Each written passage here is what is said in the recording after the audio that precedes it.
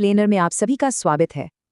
आज हम एक ऐसी सिचुएशन का एनालिसिस करने वाले हैं जो सुनने में थोड़ी अजीब जरूर लगती है लेकिन बहुत इंटरेस्टिंग है। हाल ही में प्राइम मिनिस्टर की तरफ से कुछ अचानक एडवाइजरीज सामने आई हैं जिन्होंने पूरे देश का ध्यान खींचा है।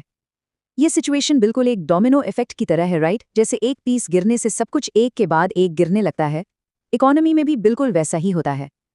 ये नई एडवाइजरीज शायद आम लगें, लेकिन इनके पीछे एक बहुत बड़ा ग्लोबल कनेक्शन है। तो आखिर ऐसा क्या हुआ है? चलिए इसके पीछे की पूरी कहानी डिकोड करते हैं।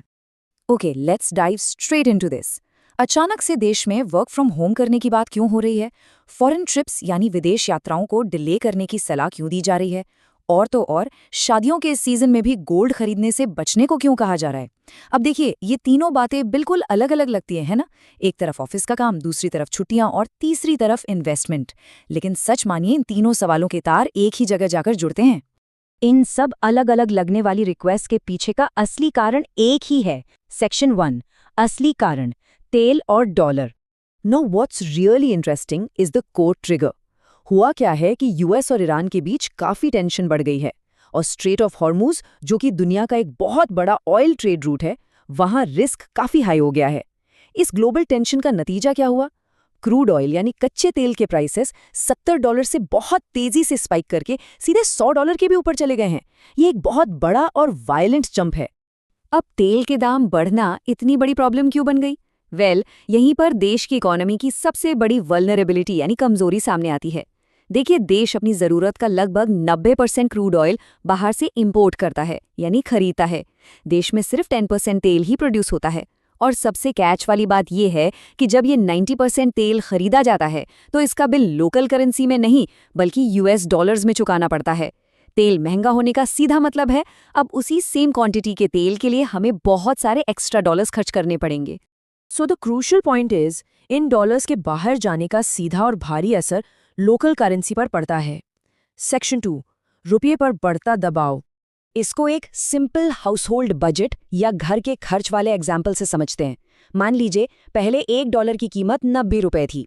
अब क्योंकि डॉलर्स भारी मात्रा में बाहर जा रहे हैं तो रुपया कमजोर हो गया और नया रेट $1 = 95 रुपए हो गया। इसका मतलब है कि वही सेम इंपोर्टेड चीज मंगाने के लिए अब 90 रुपए की जगह 95 रुपए देने पड़ेंगे। और ध्यान दीजिए, इसका असर सिर्फ तेल पर नहीं होता। पेट्रोल, डीजल, इलेक्ट्रॉनिक्स, खाने का तेल और किसानों के लिए फर्टिलाइजर्स, ये सब कुछ एक आम आदमी के लिए एकदम से बहुत महंगा हो जाता है। इस भारी महंगाई से इकोनॉमी को बचाने के लिए एक सख्त कदम की जरूरत थी। सेक्शन 3, डिफेंस स्ट्रैटेजी, डॉलर बचाना। अब जरा इस नंबर पर गौर कीजिए, $50 बिलियन। हमारे देश में गोल्ड को लेकर कैसा ऑब्सेशन है ये हम सब जानते हैं। हमारी गोल्ड डिमांड का 85 से 90% हिस्सा बाहर से इंपोर्ट किया जाता है। हर साल लगभग 700 से 900 टन सोना विदेशों से मंगवाया जाता है और इसका बिल कितना बैठता है? $50 बिलियन से भी ज्यादा। ये एक इतना मैसिव अमाउंट है जो बहुमूल्य डॉलर्स को लगातार देश से बाहर खींच रहा है। बस इसीलिए ये स्पेसिफिक एडवाइजरी सामने आई है।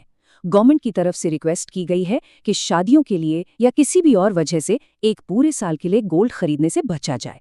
इसके पीछे का लॉजिक बहुत सिंपल है। अगर कुछ समय के लिए गोल्ड इंपोर्ट कम कर दिया जाता है तो तुरंत उस लीकेज को बंद किया जा सकता है जहां से डॉलर्स देश के बाहर जा रहे हैं। बिना डॉलर खर्च किए रिजर्व्स को मजबूत रखा जा सकता है।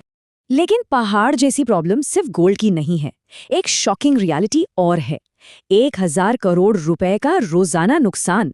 ग्लोबल मार्केट में तेल के दाम आसमान छू रहे हैं, लेकिन आम पब्लिक पर एकदम से बोझ ना पड़े इसलिए ऑयल कंपनीज इस वक्त रोजाना लगभग 1000 करोड़ रुपए का नुकसान खुद झेल रही हैं।